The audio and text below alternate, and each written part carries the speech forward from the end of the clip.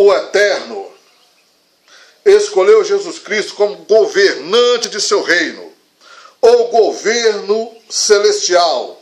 Muito tempo atrás, a Bíblia predisse: um menino nos nasceu, um filho se nos deu, e o principado está sobre o teu ombro, e o seu nome é Maravilhoso, Conselheiro, Deus Forte, Pai da Eternidade e Príncipe da Paz.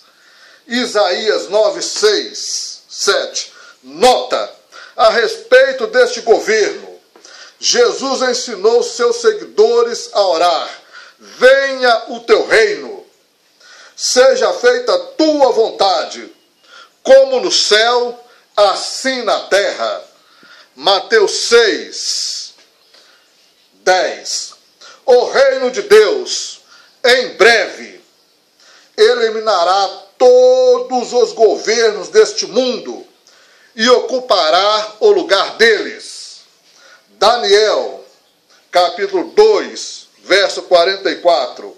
Em seguida, o reino de Deus fará a terra um paraíso. Aproxima-se um novo mundo. A Bíblia garante: há novos céus e uma nova terra, que aguardamos segundo a sua promessa, a promessa de Deus, e nesses morará a justiça. 2 Pedro 3,13. Isaías 65, verso 17.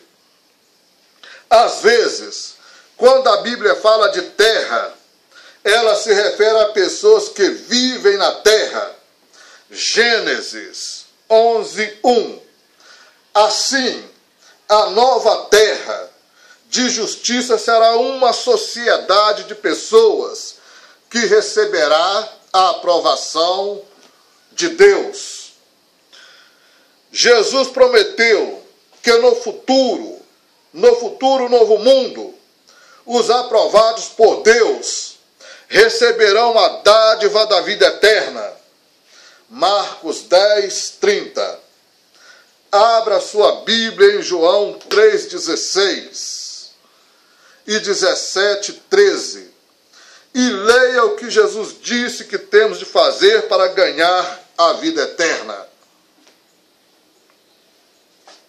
Agora, considere a seguir as bênçãos que a Bíblia promete aos que habitarem para receber essa maravilhosa dádiva de Deus no futuro paraíso terrestre. A maldade, a guerra, o crime e a violência não existirão mais. Os maus lá não existirão, deixarão de existir. Mas os mansos possuirão a terra. Salmo 37, 10 a 11. Haverá paz, porque Deus porá fim às guerras em toda a terra. Salmo 46, 9. Isaías 2, 4. Daí, o justo florescerá, e haverá abundância de paz, até que não haja mais lua. Aleluia! Até que não haja mais lua. O que significa para sempre? Salmo 72, 7. Os adoradores do Eterno viverão em segurança, enquanto os israelitas, nos tempos bíblicos, obedeciam a Deus. Eles viviam em segurança. Levíticos 25, 18 a 19. Como será maravilhoso ter uma segurança assim no paraíso. Leia Isaías 32, 18. E Miqueias 4, 4. Não mais faltará alimentos, haverá fartura de cereais na terra. Disse o salmista: num cântico, e superabundância do cume das montanhas. Salmo 72, 16. O Eterno abençoará os justos, e a terra dará a sua produção. Salmo 67, 6. A terra inteira se tornará um paraíso, belas casas, lindos jardins, ocuparão espaços antes arruinados por humanos pecadores. Leia Isaías 65, 21 a 24. Apocalipse 11, 18.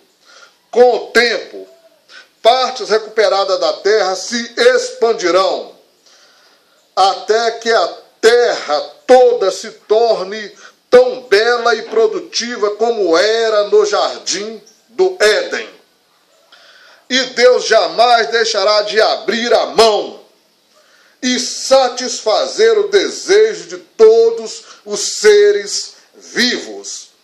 Salmo 145, 16. Haverá paz entre os humanos e animais. Haverá paz entre os humanos e animais. Animais selvagens e domésticos comerão juntos. Nem mesmo uma criancinha precisará temer ou ter medo de animais que hoje são perigosos. Isaías 11, 6 a 9. Isaías 65, 25. As doenças desaparecerão. As doenças desaparecerão. Como governante do reino celestial de Deus, Jesus realizará pela sua presença curas em escala bem maior do que quando esteve na terra. Mateus 9, versículo 35, Marcos 1, 40 a 42 e João 5, de 5 a 9. Naquele tempo, nenhum habitante da terra dirá: estou doente. Isaías 33, 24, 35, 5 a 6. Esses queridos falecidos voltarão a viver com a perspectiva de jamais morrer. Ou seja, entes queridos falecidos em Cristo ressuscitarão, voltarão a viver com a perspectiva de jamais morrerem. Todos que estão dormindo na morte e estão na memória de Deus voltarão à vida. Todos os que estão dormindo em Cristo voltarão a viver, porque esses estão na memória do Eterno e voltarão à vida. De fato, haverá uma ressurreição tanto de justos como de injustos. Atos 24, 15 e João 5, 28 a 29. Como será maravilhoso o futuro para os que decidirem aprender sobre o grande e glorioso Criador, o Eterno, e servi-lo. Jesus se referia ao futuro paraíso na terra, quando ele prometeu ao criminoso que morreu ao seu lado: você estará comigo no paraíso hoje. Lucas 23, 43. É importante que aprendamos mais sobre Jesus Cristo, por meio de quem essas bênçãos se tornarão possíveis. Quem é Jesus Cristo? Quem é Jesus Cristo? Qual o papel principal de Jesus? De onde ele veio? E que tipo de pessoa foi e é Jesus? Há muitas pessoas famosas no mundo. Algumas são bem conhecidas da comunidade, cidades ou países onde vivem. Outras são conhecidas no mundo inteiro. No entanto, apenas saber o nome de alguém famoso não significa que você realmente conhece a pessoa. Não significa que conhece detalhes sobre a sua formação e o tipo de pessoa que realmente é. Pessoas em todo o mundo já ouviram algo a respeito de Jesus Cristo, mas muitas se sentem confusas quanto quem realmente é Jesus.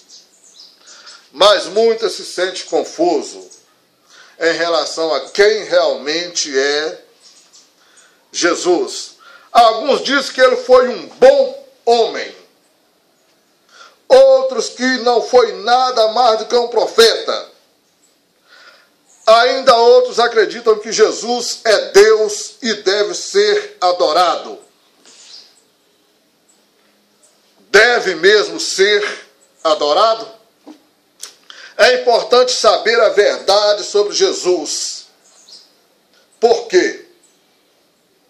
Porque a Bíblia diz: isso significa vida eterna, que conheçam a Ti, o único Deus verdadeiro, e aquele a quem Tu enviastes, Jesus Cristo. João 17, 3. De fato,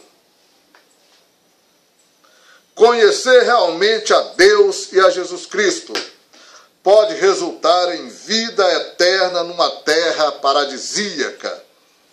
João 14, 6. Além disso, Jesus deu o melhor exemplo de como viver e tratar os outros. João 13, 34 a 35.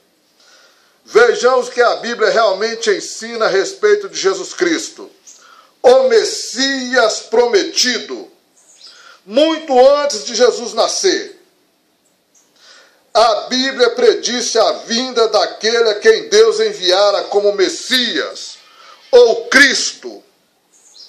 Ambos os títulos, Messias, de uma palavra hebraica, e Cristo, de uma palavra grega, significam ungido. Esse prometido será ungido. Isso é designado por Deus para um cargo especial. Antes de ele nascer, no entanto, com certeza se perguntava: quem será o Messias? No primeiro século, os discípulos de Jesus de Nazaré estavam plenamente convencidos de que ele era o Messias predito. No primeiro século da era cristã, os discípulos de Jesus de Nazaré estavam plenamente convencidos de que ele era o Messias predito. João 1, 41. Um dos discípulos, chamado Simão, Pedro, disse abertamente a Jesus: o Senhor é o Cristo. Mateus 16, 16. Mas como aqueles discípulos poderiam ter a certeza? E como nós podemos ter certeza de que Jesus Cristo é mesmo o Messias prometido? Os profetas de Deus que viveram antes de Jesus deram muitos detalhes a respeito do Messias.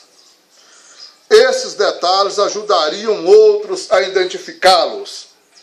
Podemos ilustrar isso do seguinte modo: Suponhamos que alguém lhe peça para buscar uma pessoa que você não conhece em um terminal rodoviário, numa estação ou em um aeroporto bem movimentado.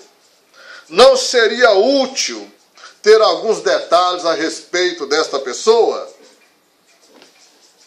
Da mesma forma, por meio de profetas bíblicos, o Eterno forneceu uma descrição bem detalhada do que o Messias faria e do que aconteceria com ele. O cumprimento dessas muitas profecias ajudaria os fiéis a identificá-lo claramente. Veja apenas dois, por exemplo.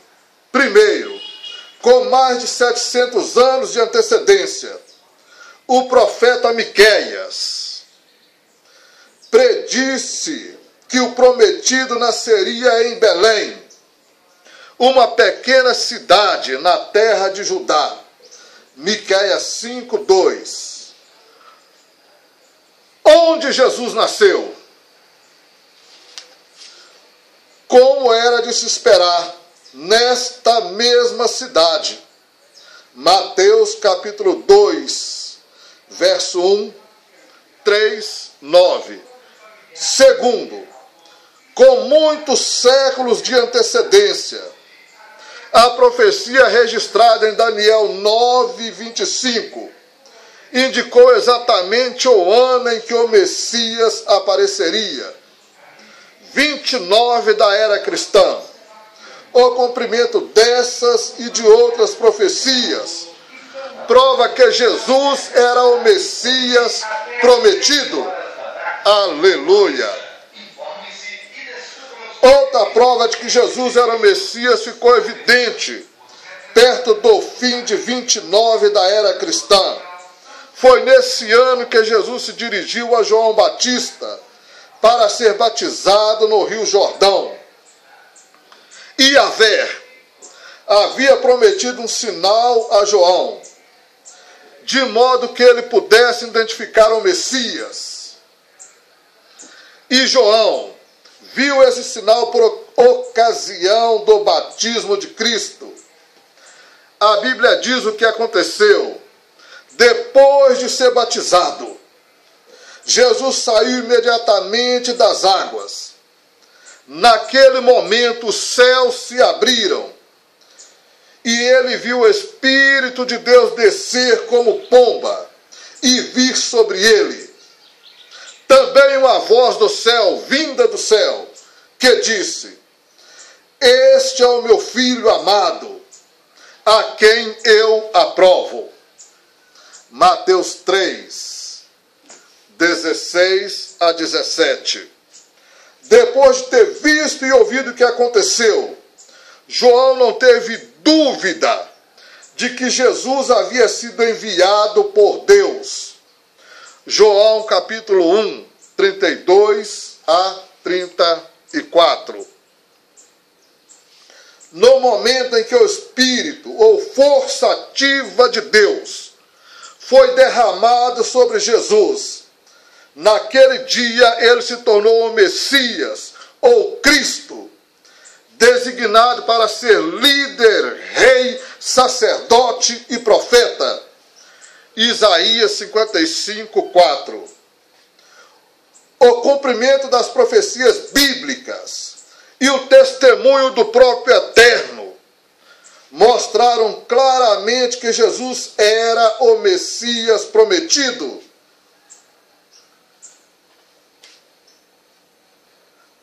Mas a Bíblia responde a duas outras perguntas importantes sobre Jesus Cristo. De onde ele veio? E que tipo de pessoa ele foi e é? De onde Jesus veio? A Bíblia ensina que Jesus vivia no céu antes de vir à terra.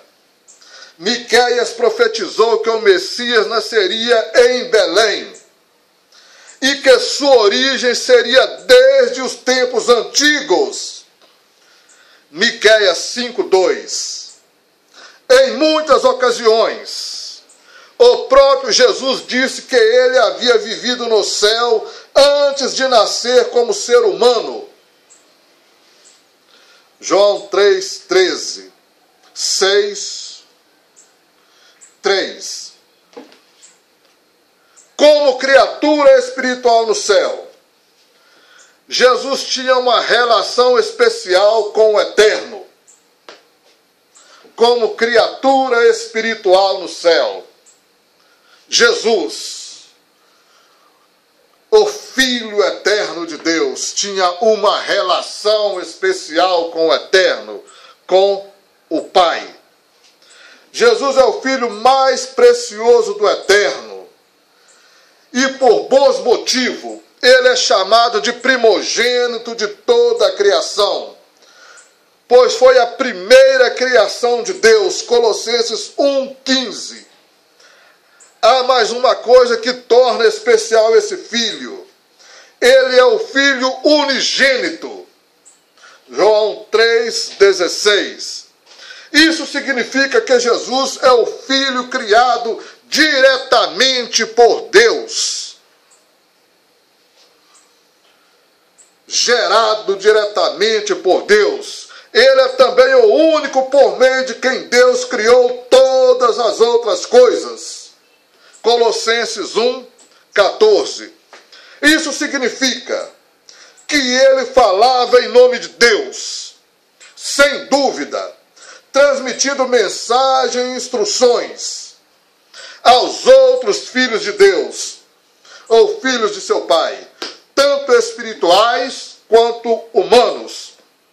Será que o filho primogênito é igual a Deus, como alguns creem? Será que o filho primogênito é igual a Deus, como alguns creem? Não é isso que a Bíblia ensina. Como vimos, o filho foi criado, obviamente, pois ele teve princípio, ao passo que Jeová não teve princípio e nem terá fim. Salmo 90, verso 2. O filho unigênito jamais pensou ser igual ao Pai. Repito, o filho unigênito, Jesus Cristo, jamais pensou ser igual ao Pai. A Bíblia ensina claramente que o Pai é maior do que o Filho. Leia João 14, 28. 1 Coríntios 11, 13. Só o Eterno é o Deus Todo-Poderoso. Gênesis 17, 1. Portanto, não há ninguém igual a ele. Yahvé e seu filho primogênito tiveram um relacionamento bem achegado por bilhões de anos, muito antes de os céus estrelados e a terra terem sido criados. Quanto amor existia entre eles? João 3, 35, 14, 31. Esse filho amado era exatamente como o Pai. É por isso que a Bíblia se refere ao Filho como a imagem do Deus invisível. Colossenses 1, 15. De fato, assim como um filho humano pode ser muito, ou trazer muito traços do Pai, esse Filho Celestial refletia as qualidades e a personalidade de seu Pai. O Filho unigênito de Deus deixou voluntariamente os céus e veio à terra para viver como humano. O Filho unigênito de Deus deixou voluntariamente os chamaíns e veio à terra para viver como humano. Mas talvez se pergunte, como foi possível que um ser espiritual, uma criatura espiritual nascesse como humano para realizar isso? O Eterno fez um milagre. Transferiu a vida de seu filho primogênito do céu para o útero de uma virgem judia chamada Maria. Não houve participação de um pai humano. Assim Maria deu à luz um filho perfeito e deu-lhe o nome de Jesus. Lucas 1, 30 a 35. Que tipo de pessoa foi Jesus? O que Jesus disse e fez quando esteve na terra nos ajuda a conhecê-lo muito bem. Mais do que isso, por meio dele chegamos a conhecer melhor ao Altíssimo. Como assim? Lembre-se de que esse filho é um reflexo perfeito do Pai. É por isso que Jesus disse a certo discípulo: quem vê a mim, vê também ao Pai. João 14, 9. Os 4 livros da Bíblia conhecidos como Evangelhos: Mateus, Marcos, Lucas e João, relatam muitas coisas sobre a vida, as atividades e as qualidades de Jesus Cristo. Jesus era bem conhecido como instrutor. João 1, 38, 13. O que ele ensinou? Sua mensagem principal eram as boas novas do reino.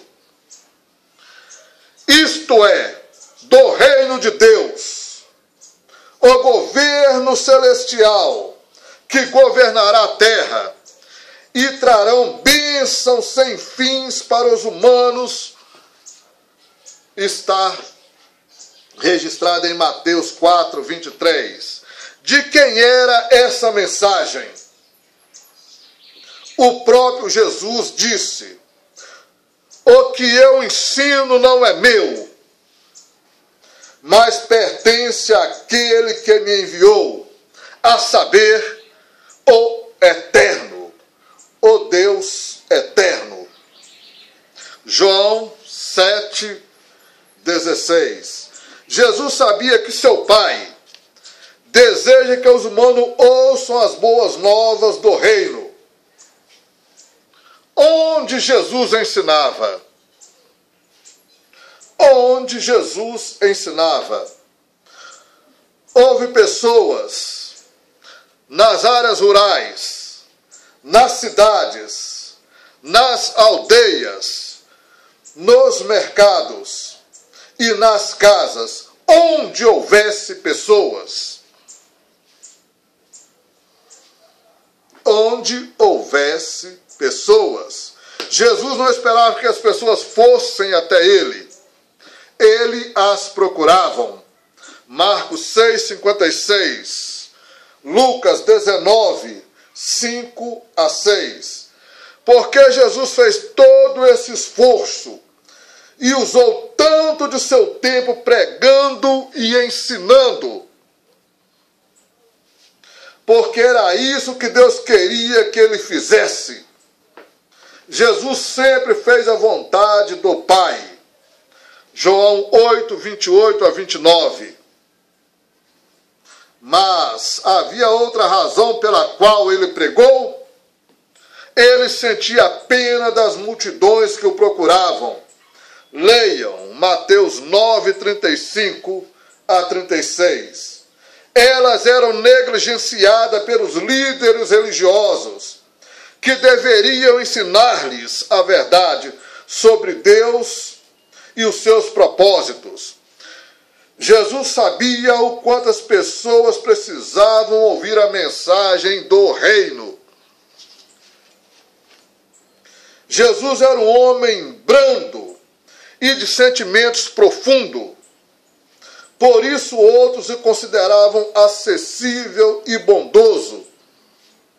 Até mesmo as criancinhas se sentiam à vontade com ele. Marcos 10, 13 a 16.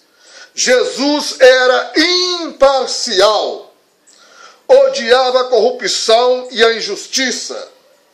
Mateus 21, 12 a 13.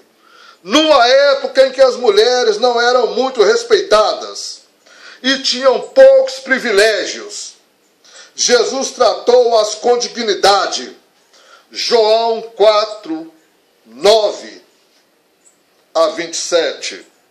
Ele era genuinamente humano. Certa ocasião lavou os pés dos apóstolos, um serviço em geral realizado por uma pessoa extremamente humilde ou por um criado. Jesus era sensível às necessidades dos outros.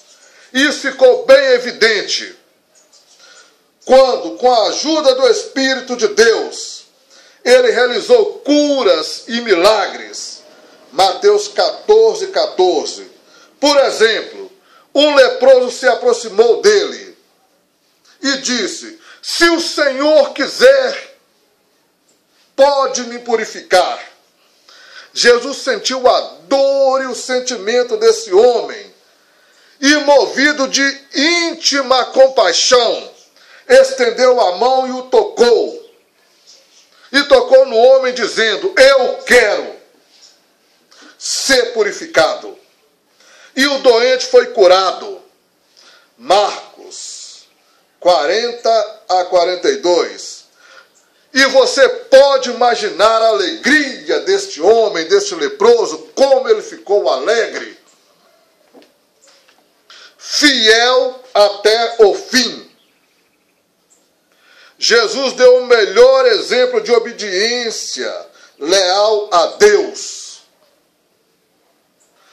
Permaneceu fiel até o fim. Permaneceu fiel ao Pai Celestial nas mais diferentes situações e em todo tipo de oposição e sofrimento. Ele resistiu com firmeza e bom êxito às tentações de Satanás. Mateus 4, de 1 a 11. Houve um tempo em que alguns de seus próprios parentes não tinham fé nele, chegando a dizer que ele havia perdido o juízo. Marcos 3, verso 21. Mas Jesus não permitiu que o influenciassem. Levou adiante a obra do Eterno. Apesar de insultos e abusos, manteve o autocontrole sem jamais tentar prejudicar os seus opositores. 1 Pedro 2, 21 a 23.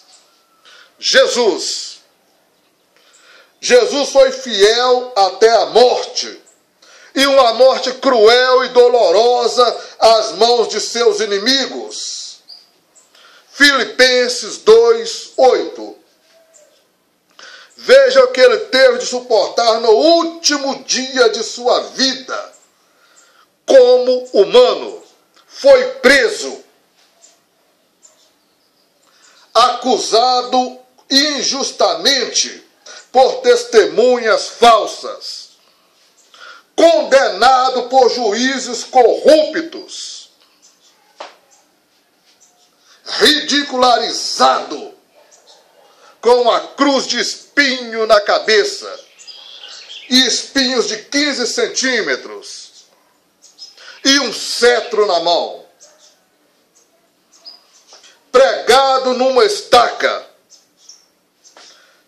deu o último suspiro bradando: está consumado. João 19, 30. No entanto, no terceiro dia, após a morte de Jesus, seu Pai Celestial, Yahweh, o Eterno, o ressuscitou para a vida eterna. 1 Pedro 3,18.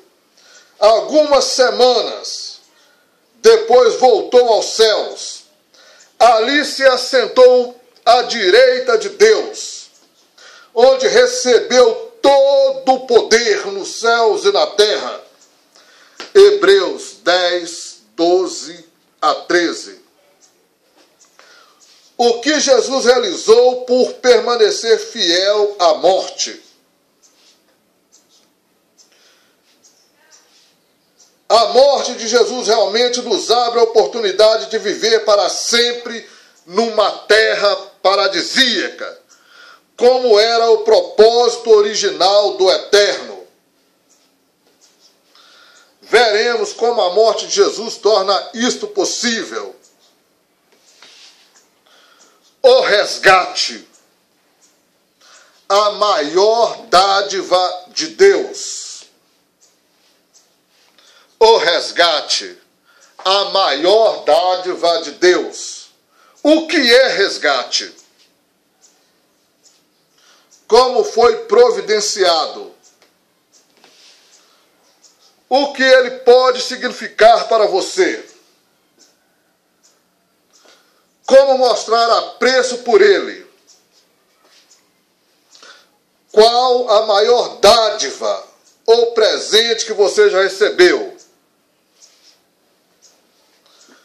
Um presente não precisa ser caro para ser importante. Afinal, o verdadeiro valor de um presente não é necessariamente medido em termos de dinheiro. Se um presente lhe traz felicidade ou preenche uma real necessidade na sua vida, ele tem grande valor para você. Dentre os muitos presentes que você poderia imaginar receber, existe um que se destaca. É um presente ou dádiva de Deus à humanidade. Ele nos deu muitas coisas, mas a sua maior dádiva é o sacrifício de resgate de seu Filho Jesus Cristo. Leia Mateus 20, 28. Como veremos, o resgate é o presente mais valioso que você poderia receber, pois pode trazer-lhe a felicidade indescritível e preencher as suas necessidades mais importantes. O resgate é, de fato, a maior expressão de amor de Deus por você. O que é resgate? Em termos simples, o resgate é o meio de Jeová. É o meio como Jeová encontrou de livrar ou salvar a humanidade do pecado e da morte. Efésios 1:7. Para entender bem esse ensino, esta mensagem, temos de lembrar o que aconteceu lá no Éden. Só podemos compreender por que o resgate é um presente tão valioso se entendermos o que Adão perdeu quando desobedeceu a Deus, quando pecou. Ao criar Adão, Deus lhe deu algo realmente precioso: a vida humana perfeita. Veja o que isso significava para Adão. Com corpo e mente perfeita, ele jamais iria adoecer, envelhecer ou morrer. Como humano perfeito, tinha uma relação especial com o Criador. A Bíblia diz que Adão era filho de Deus. Lucas 3:38. Portanto, Adão tinha uma relação achegada com o Eterno, como a de um filho com um pai amoroso. O Altíssimo se comunicava com esse filho terrestre, dando-lhe gratificantes tarefas, informando-o sobre o que se esperava dele. Gênesis 1, 28 a 30, 2, 16 a 17. Adão foi criado à imagem de Deus. Gênesis 1, 27. Isso não significa que ele era parecido com Deus na aparência. Como vimos, Deus é um espírito invisível. João 4, 24. Portanto, Yahvé não tem corpo de carne e sangue. Ter sido a imagem de Deus significa que Adão foi criado com qualidades semelhantes às de Deus, com o amor, a sabedoria, a justiça e o poder. Adão era semelhante ao Pai em ainda outro sentido importante, ou seja, ele tinha liberdade de escolha. Assim, Adão não era como uma máquina que só pode realizar aquilo para a qual foi projetada ou programada. Em vez disso, Adão poderia tomar decisões pessoais, escolher entre o que é certo e o que é errado. Se tivesse escolhido obedecer a Deus, ele teria recebido a vida eterna no paraíso terrestre. Portanto, é óbvio que, ao desobedecer a Deus e ser condenado à morte, Adão pagou um preço muito alto. O seu pecado custou-lhe a vida humana perfeita com todas as suas bênçãos. Gênesis 3, 17 a 19. Infelizmente, Adão perdeu essa vida preciosa, não apenas para si, mas também para os seus descendentes. A palavra de Deus diz, assim como por um só homem, Adão, o pecado entrou no mundo, e a morte por meio dele, do pecado, e desse modo a morte se espalhou por toda a humanidade, porque todos haviam pecados. Romanos 5, 12.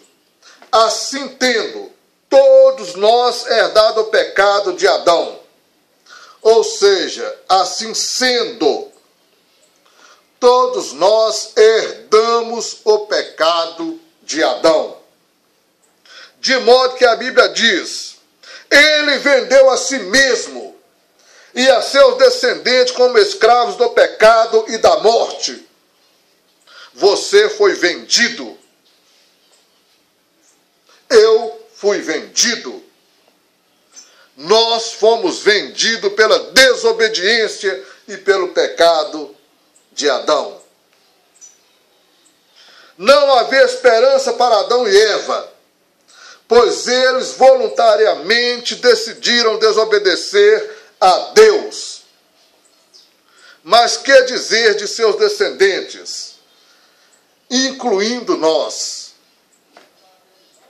Mas o que dizer de seus descendentes, incluindo nós? O Eterno veio em socorro da humanidade por meio do resgate. O que é resgate? A ideia de resgate envolve basicamente duas coisas. Primeiro, o preço que se paga para efetuar um livramento ou para comprar algo de volta.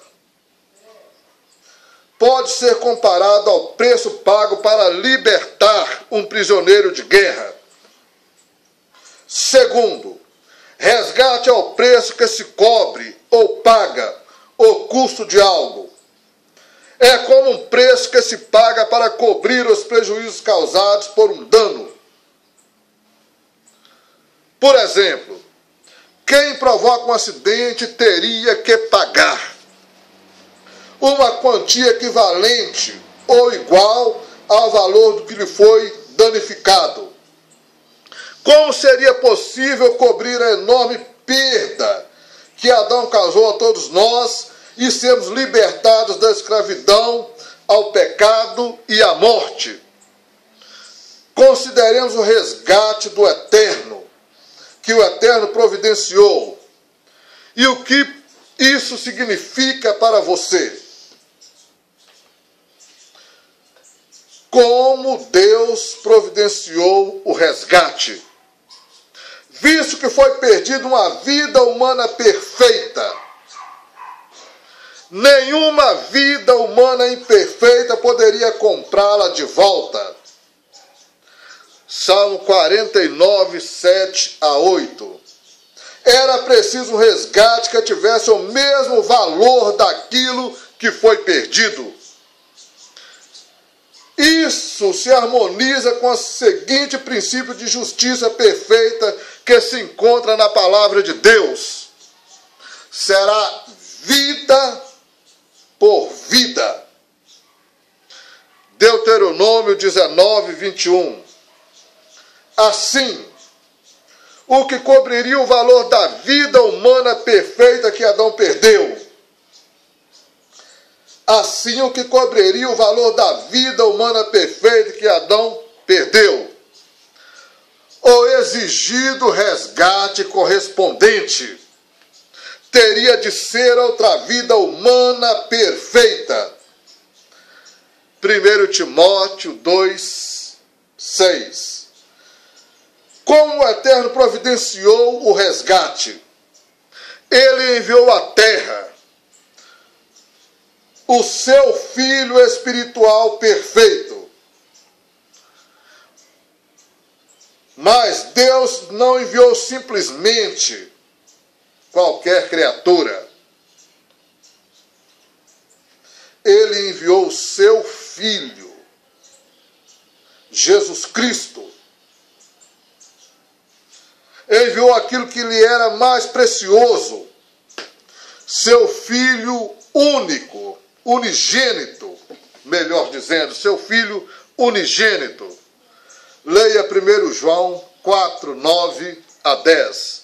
Voluntariamente esse Filho deixou sua morada celestial. Filipenses 2, 7. Como vimos, o Eterno realizou um milagre ao transferir a vida desse filho para o útero de Maria.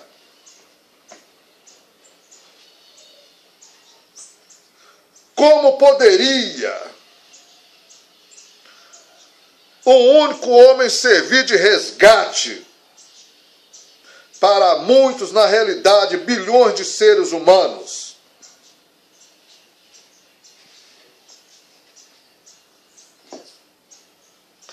Bem, como foi que os bilhões de seres humanos se tornaram pecadores?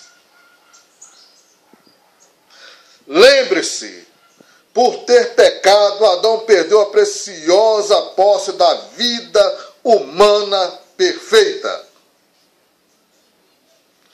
Assim, ele não poderia transferi-la a seus descendentes. A única coisa que poderia transferir era o pecado e a morte.